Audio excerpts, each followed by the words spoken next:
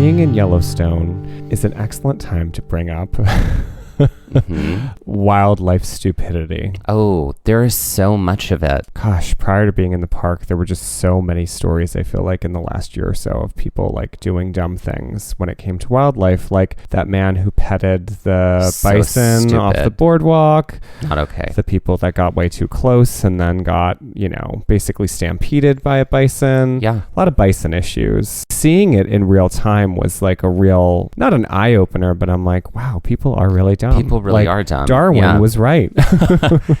I mean, I've been really following everything that all the videos have shown of people just being total idiots. Then seeing it up close was a new experience. Right. Eye-opening is definitely not the word. It is just like revealing. It is revealing. Yeah. And it's one of those things like you don't want it to be true. You want it to be like a one-off thing that just one person made a dumb choice that day. But it's not true. Right. It's not true. It's chronic. Yeah. Stupidity is chronic. Yeah. Unfortunately. Yes. Especially at Yellowstone. Welcome to the stage, the unvaccinated. Things I'm not sad about saying.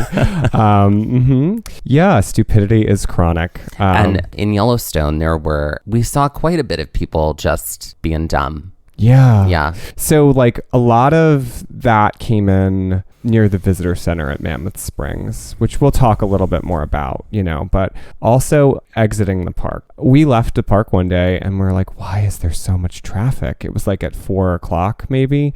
We had done a lot. It was like a crawl. And I'm like, oh God, something terrible happened. And then it was just people like looking at these folks who had looking at a bear. Stopped and gotten out of their car to see one black bear, which was about 200 feet away in the trees. Yeah. Now, luckily, they were far away. Hopefully, they didn't scare the tar out of that bear as they crossed the road. Yeah, it really is the majesty of this beautiful park and the stupidity of its visitors. The two ends of the spectrum. The two coming together. The thing is that there is signage everywhere. Right. You cannot turn around without seeing signage about how much distance to keep between you and wildlife. Yeah.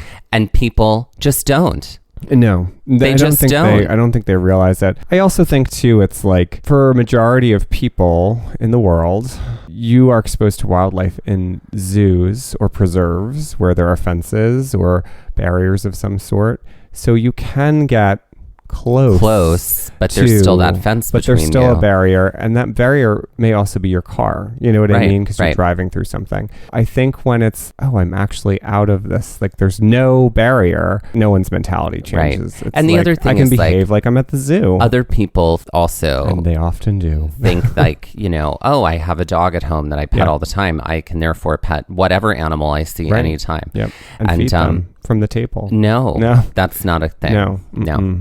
We can't do that. No. We cannot do that. No. There are so many shame accounts on Instagram of people behaving poorly in public lands. Oh, yeah. Videos of people like getting way too close to wildlife and wildlife charging at them. And I'm like, honey, that is your own fault. You did that to yourself. You did. You invited yourself into that situation. The signs were there. It says danger constantly. Do not touch wildlife. Do not go near them. Yes. It's not a surprise, but it's still upsetting. That's exactly what it is.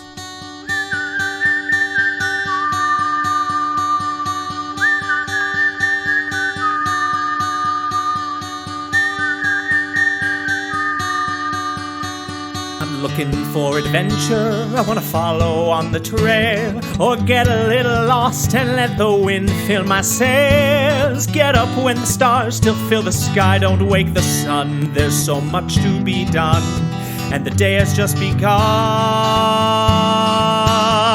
Go where the postcards are real, you can feel. You can open your eyes and open your heart when you gaze at the national park. Follow you there. At the national park. At the national park. Follow you, I'll follow you there.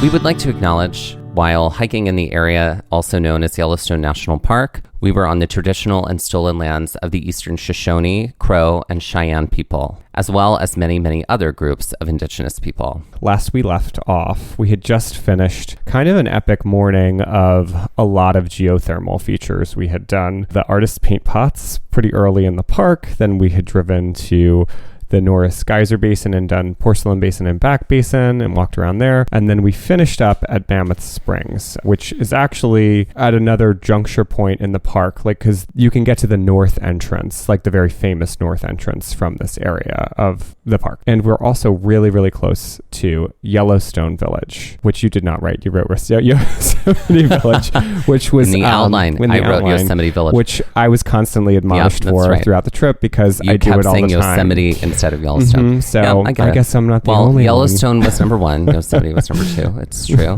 When we were in Yellowstone Village, we went into a few stores. We also went into the visitor center, which was a really nice visitor center at kind of like Fort Yellowstone, which was like one of the original buildings there. I thought it was like a pretty nicely designed interactive space for what they had the space for there, because it wasn't a lot. They were repurposing a building. There was a lot of information in that museum.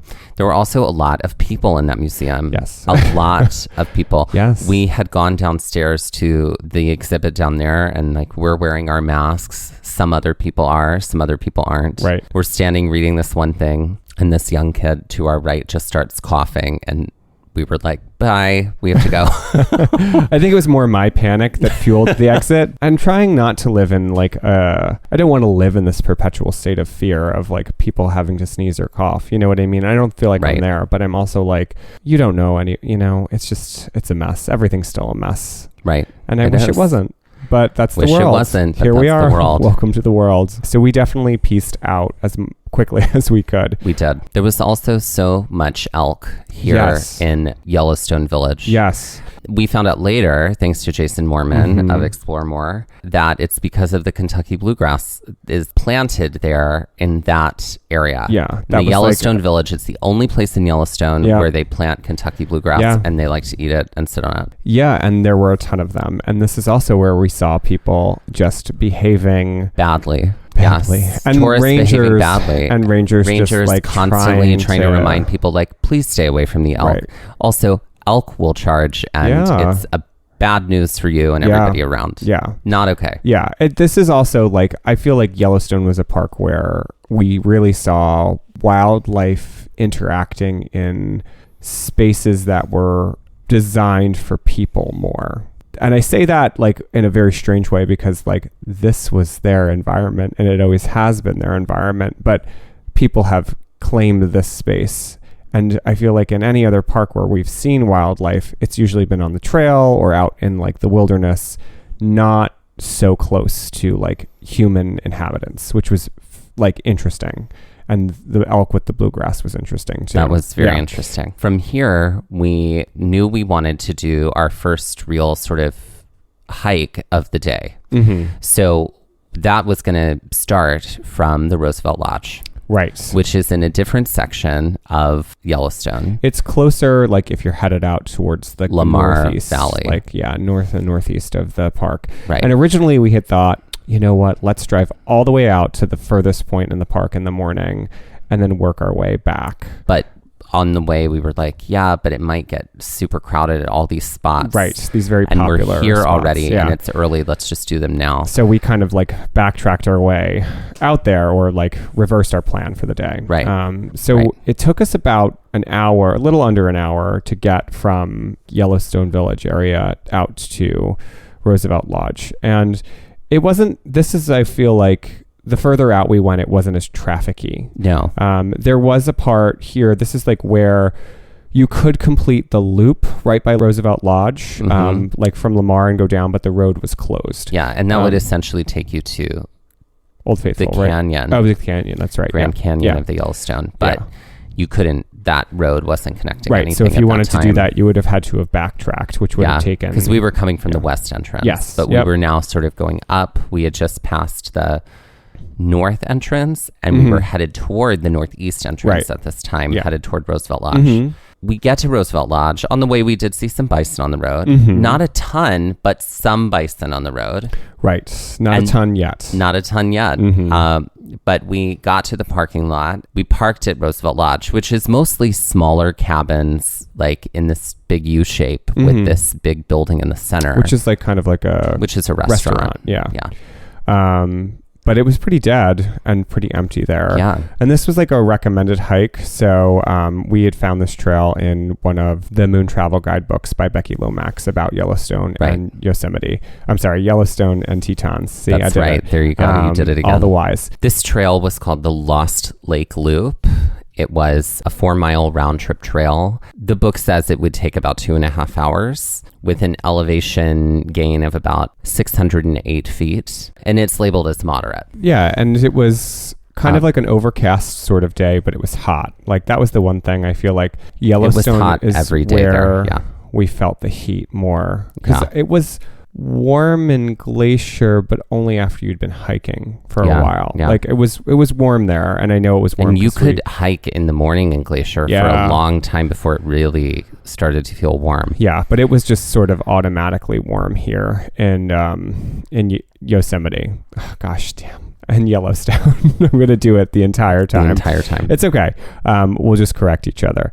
But yeah, so the trail starts behind the lodge. So you have to kind of like walk up the driveway. It's not the most intuitive trailhead to find. No. Like you walk to the right of the lodge, essentially. We walk to the right of the lodge, and then there's a pathway through this like tall grass that leads toward this hill area with trees, and that was where the trailhead started. Yeah, this is also where we see an active bear sign, which is, you know, something you typically see when you're out on the trails here. I feel like more often than not, we were seeing like, this is a bear area, or there's been a bear sighting, or this is an active bear area. The only other place I've ever seen those signs is Provincetown. Right, exactly.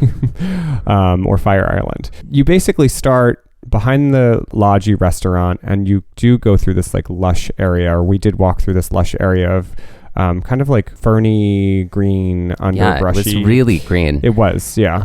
And we had to go up a series of switchbacks. Right. Now, here is something I just want to make a quick note about switchbacks is like, technically speaking, the intention of switchbacks is so that things aren't as steep, but that doesn't mean switchbacks can't be steep. Right, or difficult. And these were pretty steep switchbacks. They were. Like at the very beginning of this moderate trail. And I would say that these switchbacks were moderate. We had certainly done tougher switchbacks on this trip, but it was definitely one of those like, oh, great, okay. Yeah, just let's like summon the energy. Our body and was let's like, do it. you know, we were used to boardwalks all morning, and then it was like, oh, okay. Now we have to do this again. We have to actually put our boots on and do this again, because we were in sneaks most of the morning. We were, yeah, and we had to change into our boots for this. So this is where we also see. So there's this family that starts to hike right around the same time we do. It's like a family of 5. They were not looking like they were prepared for a hike. No. They had no water with them. No. They were all in sneakers, which is fine. You could probably do most of the Yellowstone hikes in sneakers. I don't know if I'd put that disclaimer on it, but some of them. Certainly all the boardwalks. Sure. But I would say, I think you could probably get away with sneakers on this one. Sure. I always assume everything is way harder than it will be, especially when it comes to trails. Oh, and look who's got pessimism in their chart. Oh, honey, I'm full of it. But I'm not full of darkness the way you are. Yep. But yeah, so they definitely weren't ready for this, I don't think. Yeah, we kind of passed them at one point. Then we came across another family as we were going up these switchbacks that was like a family of 3 adults. I think it was like like a mom and a dad and one of their mothers with their kids, and they were like, there's a deer up there, and there was. So like I think it was a mama and a baby. Yeah, it was really sweet. So deer, it was like kind of like, oh, okay. And they're like, you guys can just go past. They were obviously like living their break life at this point. Now, we were still in bear territory, obviously. So we were doing the active bear area. We were recapping films for each other, which, have we mentioned that before? I don't think we did. So as a part of, I don't think we did it in our first episode. No. So what we started to do on this trip was, because you sort of need to make noise. I mean, there's a lot of things that we could talk about with bear safety. Yeah, but like part for of it example, is you have bear spray, which is we both did. You have to make noise. Now, some people carry like a bell around with them. Or something that jangles. And I don't know how practical that is. We were with some people that are like very experienced hikers in Glacier, and they didn't have any sort of bell or noisemaker. But talking is a good thing. So in an effort to talk and kind of keep our minds occupied, we obviously play games a ton. But sometimes it's just like, I don't really want to play a game. So what we started to do was we started to recap things that neither of us had seen. Mm-hmm. So, well, we kind of started doing this earlier this year in Shenandoah because we had been walking through and it felt like Middle Earth. Right. And I was like, I saw those Lord of the Rings movies once and I was like, this will pass the time. I was like, and also I'm curious and I don't remember. And it was like, what happened in the Fellowship of the Ring? So Mike took like 2 hours to explain that movie. That's an in-depth film. Great. And then and it was great. And then we did Two Towers later and then Return of the King later too. Yeah. And so it was a great, I was listening intently the whole time and then I rewatched them and I was like, oh, right. Now I'm connecting. Yep. So we were like, how do we bring this game into this space? Not necessarily a game, but just a thing to kind of pass the time. Right. Yeah. Right. So this is something that we started to do when we were on the trail in bear areas to just continue to make noise. Right. And like I would tell like a half hour to, hour long recap of a film. And then, so I wasn't like a, college lecturer with like a dry mouth. I would pass the buck to Dusty, who would typically explain a Shakespeare play that I was unfamiliar with. Right. So but then also films. Yeah. Yes, we did films too. On this particular journey, on this part of the trail, I started to recap the movie 2012. And that was mostly because like you had mentioned that part of that movie took place in Yellowstone. Right. Yes. I was like, oh, how I've not seen that movie. And, when it comes to certain movies, it doesn't bother me to have them spoiled. So 2012 it was, which I had only maybe seen once, but definitely would like to revisit. And I was like, I want you to tell me anyway. I was like, just tell me anyway. Why not? So yeah, because there's a part, I feel like Woody Harrelson is sort of like this conspiracy theorist. And like he believes the world is going to end and like that it's going to start at Yellowstone from what I remember. And so that's what we did. I recapped the film for him, for Dusty on the trail. By as much as I could remember. As much as you could. And it is fully, if you've never seen it, it's a fully ridiculous film. And it's worth the ridiculous watch. Like set kind yourself of in the up. world of National Treasure. Oh, ridiculous. Yeah. I think a great idea, if it's going to be like a snowy weekend or a rainy weekend and you're like, I don't want to leave the house. Or a hot weekend. Get yourself some disaster films lined up and just watch a marathon because they're always the most ridiculous. And 2012 and it will help you, exception. Not focus on the disaster actual film disaster that is our current that is our current landscape. Who has pessimism in their chart? So as we're doing this, we make it to the top of this really kind of steep switchbacky area, and it's a beautiful lake view for this lost lake. The lake is pretty long. It's got lily pads like almost everywhere. It just is sort of this very lush wildflowers off to our right. Beautiful and lake a hill scenery. off to our right. Yes. It becomes flat as we walk along it's this much lake. flatter here. And this is where Dusty... Because most walks along lakes are flat, in case you don't know. Yeah. And this is where Dusty gives me a recap of Richard III. That's right. And what do you remember of Richard III in one sentence?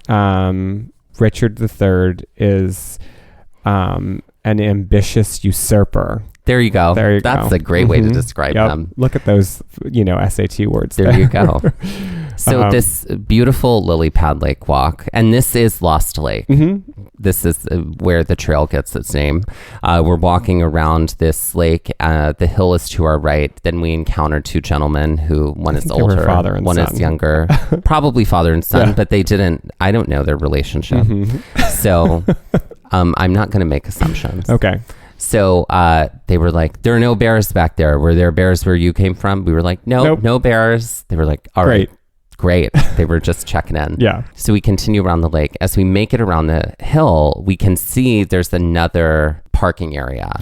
That's up a hill. That's that up we a have to hill go up that a we have hill. to go up. And it's still like green and lush. And then we can see that the petrified tree, which we knew on the map was a feature of this trail. feature of this trail, was going to be up ahead. This was also, neat, not only because, there's a petrified tree here and there's not a lot of dense petrified wood in this part of the park or in Yellowstone. From what my understanding is, we've seen more petrified wood elsewhere. But there's also, it was cool because it was like, this is where we got to see a bison, like pretty close. Yeah. We were away from it, up a hill. Oh, definitely away and from everybody it. else was behaving smartly. That's true. But it was just true. like hanging out, doing its bison thing. So there's a parking area, and then down off the parking area toward the Lost Lake, there's the hill, and that's where the bison was hanging out. On the opposite side of that parking area, up another hill, was the petrified tree. Which is like gated and sort of like graded off so no one can kind of get into the area. Now, what's kind of cool about this petrified tree, which is unlike any other petrified tree we'd ever seen before, was every other piece of petrified wood we'd ever seen was like a log that had then been petrified. Right. Like It had fallen off on the ground. Yeah. This was still rooted in the ground. Right. It was following the advice of Elton John. I'm still standing, stronger than I've ever been. You did. You went there. I so did. literally, so that's why I was like curious why it was called a petrified tree and not a petrified, like a piece of petrified wood. And it's because it was still rooted in the ground. Right. So it was neat. It's worth it to, like, if you're going that way, to definitely see that petrified tree. Every piece of petrified wood looks different. It's true. Yep. It's like the snowflake of the mineral world. Right. We saw that one as well as, petrified wood at Petrified Forest National Park and also petrified wood in Teddy Roosevelt National Park. All three of them look Very different in yeah. 3 different areas. So yeah, definitely worth to check it out, especially if you're, interested in the history of the planet and how things have changed, because petrified wood, talk about like the record keeper of it all. Yeah. Yeah. We knew we were going to have to continue on the trail, and we were looking around, and then we noticed over at the end of the parking area that there was another hill kind of going straight up.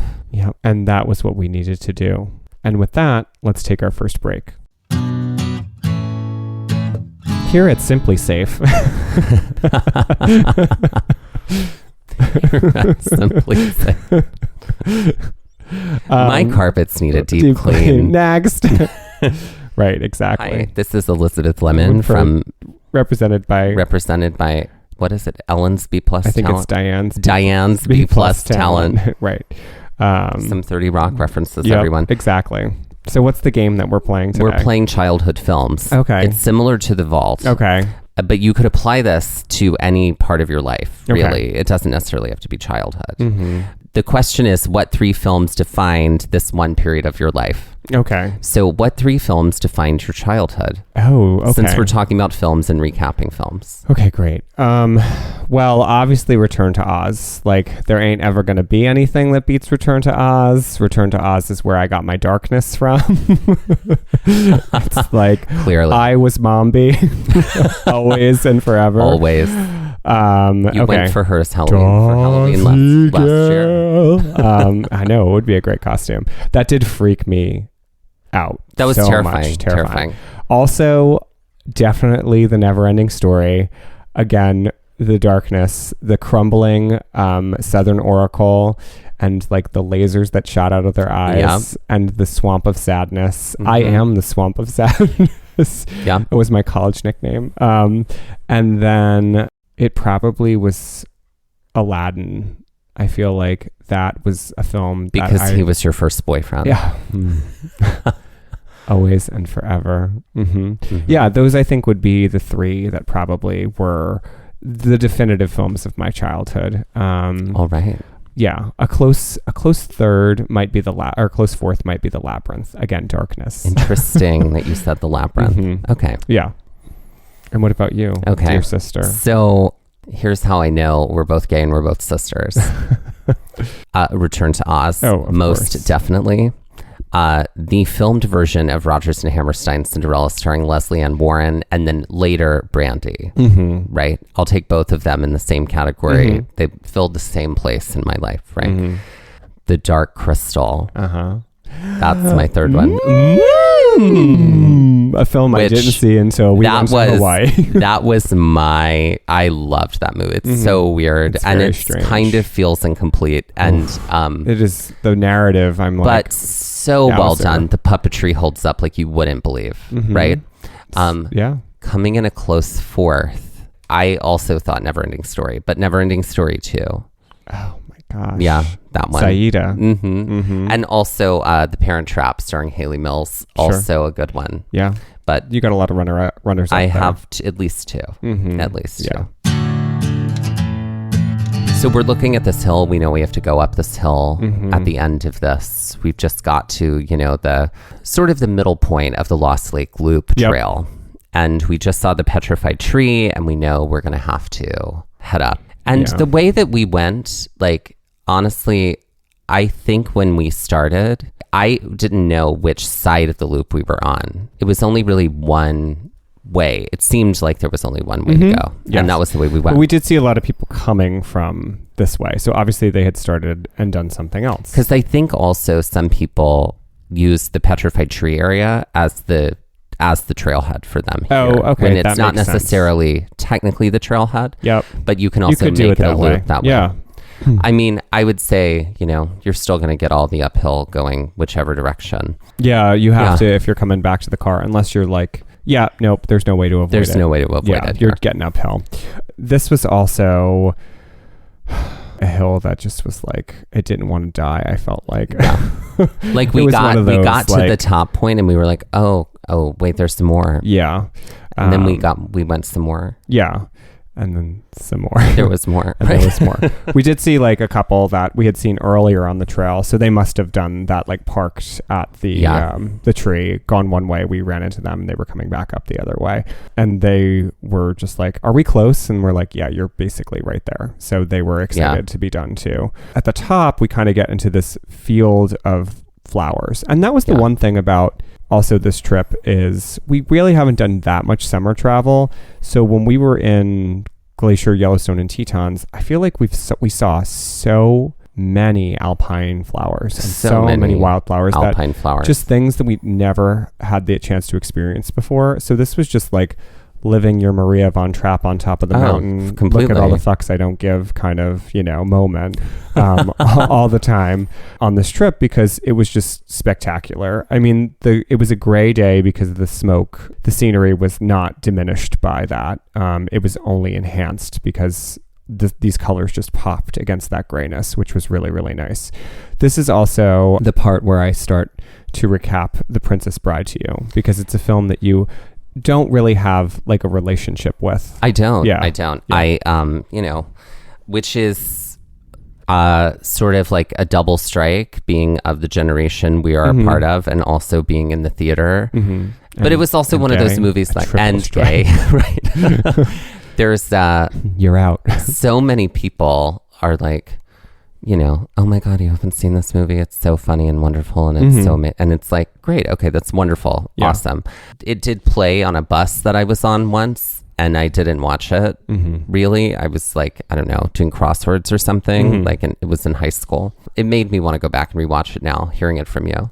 Yeah, I walked you through this. Again, this was a film that I have seen several times, but some of my memory is fuzzy on it. But I think I did a pretty good job. Oh, I think so. I still haven't watched it yet. Yeah. I have to watch all the movies you've recapped. Well, I still haven't done Terminator's only on, you got to get to Terminator. Yeah, you told me that, as well as Dante's Peak. There you go. So this is where we start to, after being up top, it's not that long that we're in flatness before we start heading downhill. Yeah. And you can kind of see where you're headed at this point. You can see the road from here. You could see the lodge. Right. You could see the parking lot and the car. Yeah. So we start to head down and it is dry, but it's kind of slippery this entire way down. It was so strange. I mean, it was slippery grass, certainly. Yeah. Especially because it wasn't really rainy there. And we kind of meander our way back down to ground level, sort of talking about what we also wanted to achieve kind of in the rest of the day. And we knew that we wanted to try to hit one more thing before we kind of made our exit out of the park today. And that's what we would kind of do once we were done with this part of the trail. Right. When we made it back to the trailhead, we walked back. Well, once you got to the bottom of the hill, though, remember, we had to kind of wind behind like the ranger station. It took us a little while through the woods. It was a longer connection than it seemed on the map. Yeah. And then back to kind of that trailhead behind the lodge. Right. Yeah. So it was a little bit of a lengthier jaunt as opposed to just like we were back at the trailhead at the bottom of the hill. Right. Yeah. And we walked from behind the lodge. Again, that's when we peeked in to see that building was a restaurant. We walked from there back to the parking lot where we had parked, which was down on the left from that big building. Yeah. And this is where we saw some stupidity. Yeah. Yeah. There was a bison in this parking lot. Yep. Had wandered in. Not the same bison that we saw earlier, I don't think. Yeah. Hanging out. And then some stupid person. Some jagweed. Some idiot decided to get their camera out of their car to start taking pictures. Okay, fine. But decided to like get very, very close to this bison. And did it piss off this bison because it charged right at, he fully chose chaos. Yeah. This bison charged right at this man and he like ran away back to his car. And I was like, great. Okay, now we are now in a parking lot with an angry bison. So now you've not just endangered yourself, but you've also endangered us because now cars. This bison is pissed off. Yeah. And it could run itself into people's cars. It could run itself into other people. Yeah. So we were like, we need to get out of here as quickly as we can. Again, keep your damn distance, everybody. It's not that hard. No, it's not. Don't be stupid. After sitting for a minute and like collecting ourselves and eating something, we got into the car and we zipped out towards what would be our next and kind of final jaunt for the day, which was Trout Lake. And with that, let's take our next break. Ladies and gentlemen, please welcome to the stage Joy Steeler. Joy Steeler. Okay, now we have to talk about where we came up with the name Joy Steeler. It was on this trail, it could either right? be Joyce Steeler or Joyce Dealer. Right, like Joyce. But it would still Steeler. sound like Joyce Steeler. Right. Yeah. Right. You're a Joyce Steeler. Right. Yeah. That's what, yes. One of us said that to the other. It was me to you. Okay, great. I don't know what the context was. Do you remember? It was something about like, it was like, we need to leave this parking lot absolutely at this minute. And the bison was like all the way at the other end.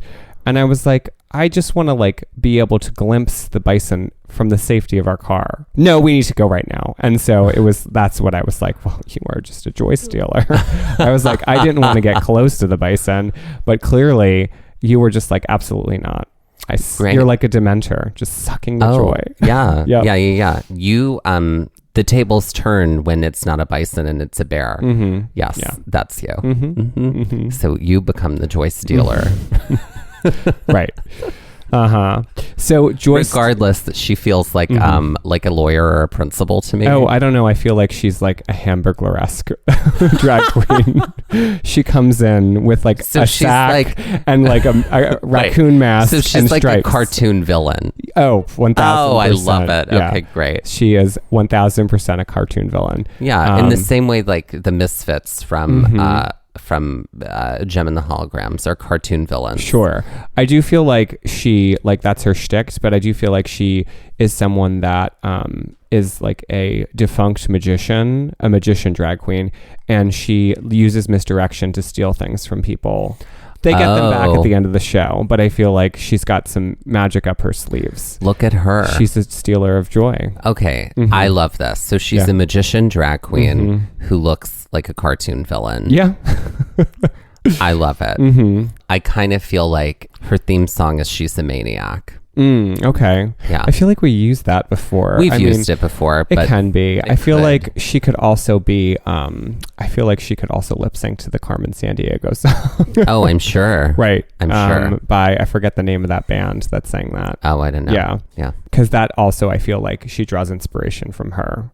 Yeah. Like a Carmen Sandiego-esque hamburger cartoon villain. I like it. Yeah. Joyce Steeler. Joyce Steeler. She's a maniac. Yeah. Maybe her merch is a deck of cards. Oh, okay. Yeah. Joy Stealer cards. And she's the Joker in all of them. Yeah. Oh, I like you go. that. And maybe there's like an extra ace or something in every deck. Yeah. Just to have up your sleeve. Have up your sleeve. It's your sleeve ace. Right. Right. So, ladies and gentlemen, without further ado, please welcome to the stage, Joy Stealer. So we left the Roosevelt Lodge to avoid this bison, and we headed literally into Lamar Valley, which was where the road took us. Which is where we were told we would probably see our best wildlife viewing. And boy, howdy. Did we? Like hundreds of bison. Hundreds of bison. Just everywhere. Everywhere. Like, just like into the distance. Yeah. Some of them were very close to the road. Some of them were crossing the road, which you can view bison from your car. Like, keep your windows up. Yeah, you know? yeah. Like I wanted to do. Anyway, so my joy was stolen. Yeah, clearly, apparently. But there were a lot of people pulled over here, and this was actually like very organized viewing of wildlife. Yeah, because there were pull-offs, and you could pull off, and it was like enough room between you and this field of bison. Yep. You could take some photos. And we saw some bison play fighting. Oh yeah, the valley is very wide too. Like there are parts where it felt narrow, where there were bison that were closer, but then you're like sort of up, and you can see down, and the valley seems very vast, and you could see bison in the distance as you were driving, which was really cool. Like this is a very broad sort of area to be viewing wildlife. But if you want to see bison, like surefire see bison, it seems like this is the space to be. This is the space. And this was like firmly midday too, because a lot of midday. animals like you won't see unless it's dawn-ish hours or duskish hours. This was like, no, the bison are out, they're here. Some more wildlife that we saw here in Lamar Valley was we saw some people pulled over looking up at a tree. We were like, what is everybody staring at? And it was a bald eagle in a nest. And that was super cool. Yes. We had seen a bald eagle in Glacier flying overhead at Lake McDonald. Yep. But we had not seen one in a tree in a nest before. No. And this was where we also saw that. And we were slowly driving through Lamar Valley. It seemed like the further northeast you got, the less populated it got. It seemed like a lot of people come out here to view the bison and then they just turn around. Because we're headed towards northeast entrance at this point, and we're headed towards the Trout Lake Loop, which was a little baby hike that we figured we're going to go out and see Roosevelt Lodge and hike Lost Lake. We're going to see the bison in Lamar Valley. Let's do this little hike all the way out here. And the road that we're on that takes us through Lamar Valley is between the northeast entrance and the top corner of the upper loop. So if, the further we went out, we would have just gotten to the exit, as you were saying. Yeah, basically the Trout Lake Loop was not that far from the exit. We got there, there was maybe like one other car in the parking lot. It's a tiny, tiny loop. And but it was supposed to be very pretty. Right. And so, have some great views. Also, surprise, you're going up. Like that's right. We parked, and like the Trout Lake Loop it's short. Not even 2 miles. And it's like listed as easy. We were like, oh, this will be easy. Hilarious. Like in order to get up to the loop, it's easy at the top of the lake, but yeah. Because, it's round lake, so it's going to be flat, essentially. Words of wisdom. It was a very, very steep way up. Yes. And we were really tired at this time. Yeah. We ran into like one guy coming down, must have been the guy that's car was there, like right as we were headed up. And he said it was beautiful up there. But yes, the tired's had hit. The wall hadn't come yet, but it was close. But the tired's had hit. Yeah. So we kind of hoofed it up. There's this really cool big tree, like sort of close to the top. I remember that. That was really, really neat. And we're also starting to experience, which we hadn't really at this point in the trip yet, like flies. Like they started. And they started immense. here. Yeah. And then we kind of get to the top at the crest of the hill, and then you have to sort of trail yourself down towards the lake a little. It's not as much descent as we just came up, but it is a little bit of a descent. There were so many flies. It was like it was an intensity of flies at this point around the lake. And it wasn't like, it didn't ruin it by any means, but it's like, this is something I always forget when you're around water, is typically that's where you're going to and in marshy areas is where you're going to experience more insects. And sort of that's exactly what we were dealing with right here. Yeah. The lake itself is a very short but beautiful walk. You do get some like really lovely surround of the mountains and things like that around the lake. Also a lot more wildflowers here. The lake is really pretty, but it's also very, very quick. So it was kind of like a perfect way to end the day, time here. And you just can see, I mean, it's a small lake, so you can see all the sides from each side. It's easy to navigate. And so we sort of loop back around and then start to head back down the hill. And as we're headed down, we run into these people who we had clocked somewhere else before. Yeah. It was at Mammoth Springs, actually. It was at Mammoth Springs, but I'd seen them before because one of them was wearing an Ole Miss shirt. Now, I didn't go to Ole Miss. I don't have any allegiance toward Ole Miss necessarily by any means, but Ole Miss is a college in Mississippi, where I grew up. A lot of people I went to high school with did go to Ole Miss. I was like, oh, you have an Ole Miss shirt on. I was like, I'm from Mississippi. And he was like, oh, okay. Then I was talking to one of the other people in the group. And she asked which part of Mississippi I was from. I was like, oh, I'm from Gulfport. She said, oh, all of them are from Gulfport. Biloxi, I thought. Biloxi, Gulfport, they're essentially the same place. But when we were all talking, it ended up that I had gone to high school with this gentleman's stepdaughter, right? Was it? No, it was his daughter. Okay. Yeah. We were in the same class. Right. We didn't graduate together because she transferred to another school. Right. But yeah. Because this is the world we live in. Because this is the world. And I was small. Like, how is it that we're on this hike at the same time? And Which then we saw them like two other times on the trip. Two other times. Like they were in West Yellowstone. Is gigantic. And we ran into these people twice more. Once at dinner and then once on another trail. It was insane. Yeah. So after doing that, we got back in the car and we knew we had like a very lengthy drive out. We basically did what we were going to do in the morning, which was drive the full way out and then inch our way back. But now we, had reversed that plan. So we had inched our way out and are driving the full way back out. It wasn't too bad. Isn't this where we decided to go to the north entrance? We did. We did stop arch. Back in Yellowstone Village. We walked around Fort Yellowstone at this point, and we also drove our way out to the north entrance to the arch, the very stone famous arch. stone entrance arch at the north entrance, and that was neat. It's worth.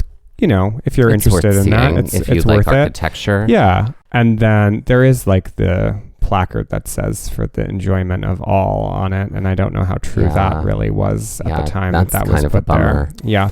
Yeah. So, commentary. Yeah. But then we started to wind our way back through the park.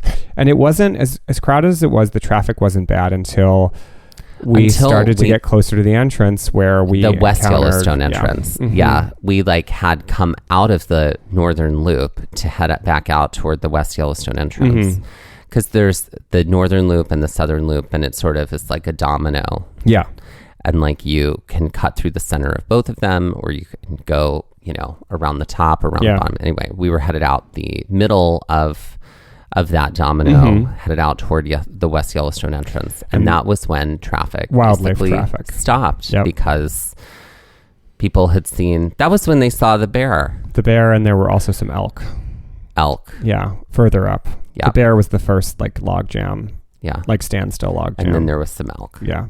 By a lake or something like that. Yeah. Things to prepare yourself, you and your body for is because a lot of people were leaving at that time. Yeah. Because it was like the end of the day. So it was they were 4 or 5. Headed out and then, Yeah.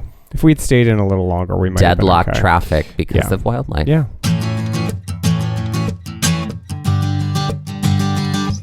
All right, let's put the Lost Lake Loop Trail on the Karen Stone scale. Great. So Lost Lake Loop, I am going to say is probably, I'm going to give it a 5. I feel like it was kind of firmly in the middle. And it was fine. It's accessible. It's doable, I should say. It's doable. I would say as far as like the majority of it, I think the majority of it is easier than it is moderate. Right. The moderate parts are like the uphills. Short bursts of things. I'm also going to give it a 5. Great. So a 10 of 20. 10 out of 20. And for Trout Lake, I'm going to say a 3. Yeah. Yeah. Because of that uphill at the front. Yeah. But that's really about it. Yeah. If you can get past that, and if you have fly spray, yeah. if you have bug spray, then I think you'll survive. I think so too. So a 6 out of 20 Karen Stones. There we go. And let's end this episode like we often and always do with some Jeopardy style trivia. Why don't you start us off, Mike? Great. Because this episode is called Two Lakes, and we did essentially hike around 2 lakes, I thought it would be appropriate for you to, girl, you better know your North American lakes. Oh, you're doing this to me because I did this to you with mountain ranges. That's right. Okay, so we're going to see if I know my lake. Now the worm has turned. Great. So this is all about famous lakes in North America. Okay. And actually all of them are in the United States. So girl, you better know your United States lakes. Great. For 100. This, the largest alpine lake in North America, straddles both California and Nevada and is a popular spot for all seasons travelers as the winters give way to an impressive ski season. What is Lake Mead? No. What is Lake Tahoe? That's correct. Okay, there we go. Okay, great. For 200, the deepest lake in the United States is located in south central Oregon, and its roots are volcanic, as it sits in a now dead caldera of a ring of fire volcano. What is Crater Lake? That's correct. Also a national park. Exactly. Great. 300. This lake, considered the queen of American lakes, is nestled in the foothills of the Adirondacks and was a popular summer spot for New York robber barons and their families, and was once described by Thomas Jefferson as the most beautiful water he'd ever seen. Oh, what is Lake George? That's correct. And you know what? That is some beautiful water. Mm-hmm. I've been there. I've never seen it. So. Oh, we will have to go sometime. Mm-hmm. For 400. This man-made reservoir, which is considered a lake and is the largest national recreation area, according to the NPS, has faced a drastic water shortage this year that could completely disrupt life in the Southwest in but a few short years. What is the Great Salt Lake? No, I don't know. You said it earlier. What is Lake Mead? That's correct. I just want to note the eyes that I just got sort of barreled Withering. fire into mine. Mm-hmm. And for 500, this largest freshwater lake in the lower 48 west of the Mississippi boasts 185 miles of Montana shoreline. Its proximity to Glacier National Park make it a draw for many, and it shares the name with the region it is located in, which sounds like a particular type of tool. Oh, this is the $500 clue, isn't it? Mm-hmm. And I don't know. What is Flathead Lake? Flathead Lake. Which was talked about a lot when we were out there. And I believe Lou, who we met, has swum it. That's right. 'Cause she's a lake swimmer. She's a lake swimmer.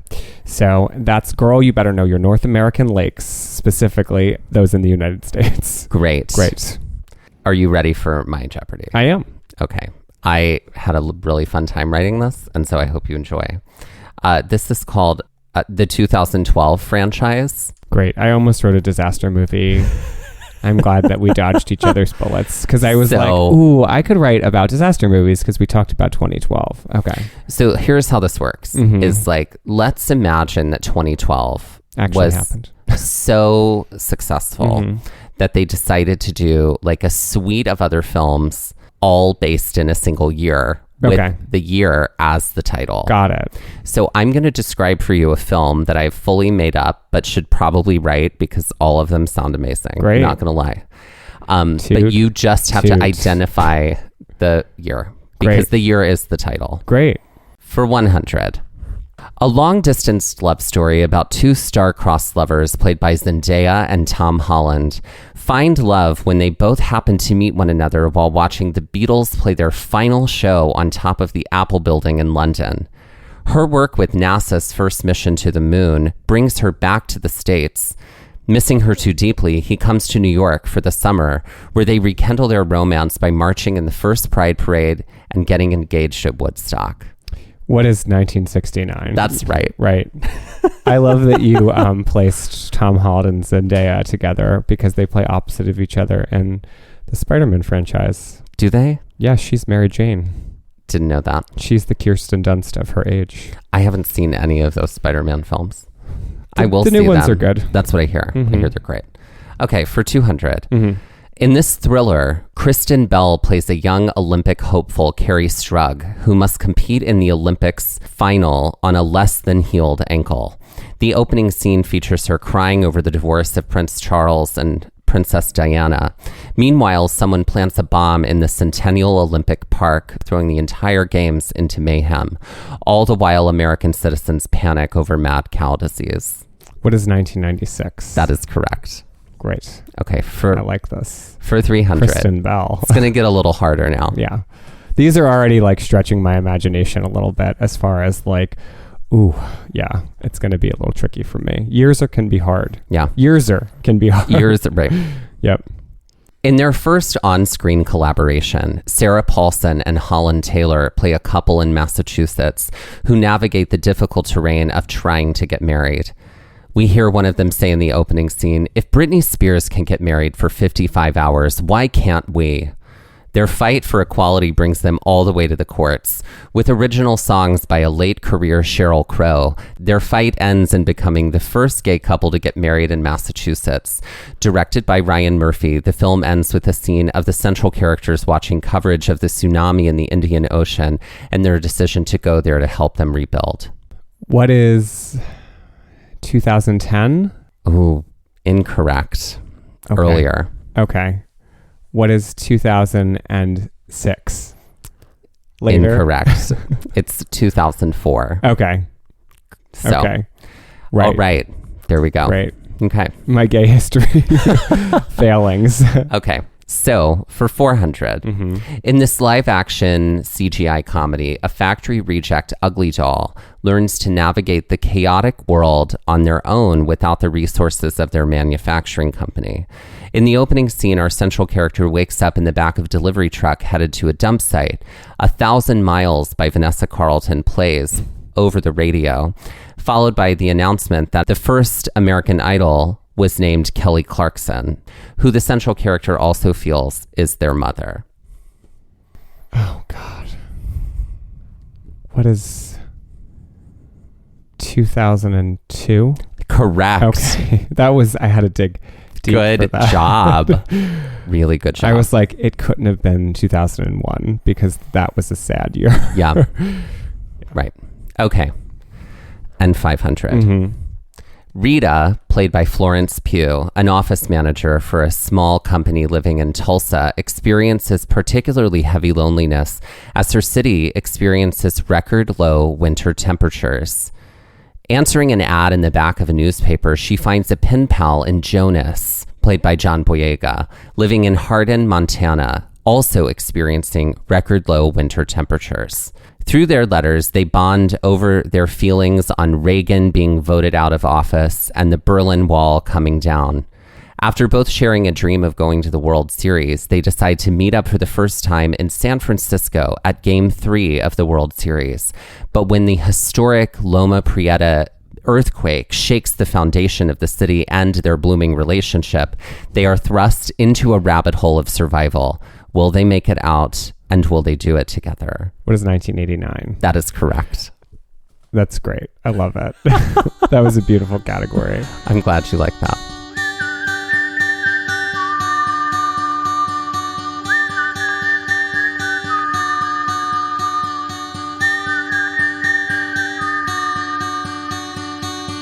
This has been Gaze at the National Parks, the podcast, and we're here to remind you to hike early and hike often, and that adventure is always out there. Gaze at the National Parks was created and is hosted by us, Dustin Ballard and Michael Ryan. To see images from this episode, follow our Instagram at Gaze at the National Parks. To contact us, email us at gazeatthenationalparks@gmail.com. And to find out more about the parks visited on this show, visit our website, gazeatthenationalparks.com. And that's Gaze, G-A-Z-E. All original artwork featured on Instagram, on our website, and in the Gaze shop is by me, Michael Ryan. All original music was written by Dave Seaman and performed by Dave Seaman, Mariella Klinger, and Sean Sklios. Our music producer is Skyler Fortgang. This episode was edited by me, Dustin Ballard. We would also like to acknowledge while recording this episode that we were on the traditional and stolen lands of the Lenape people, also known as Ocean County, New Jersey.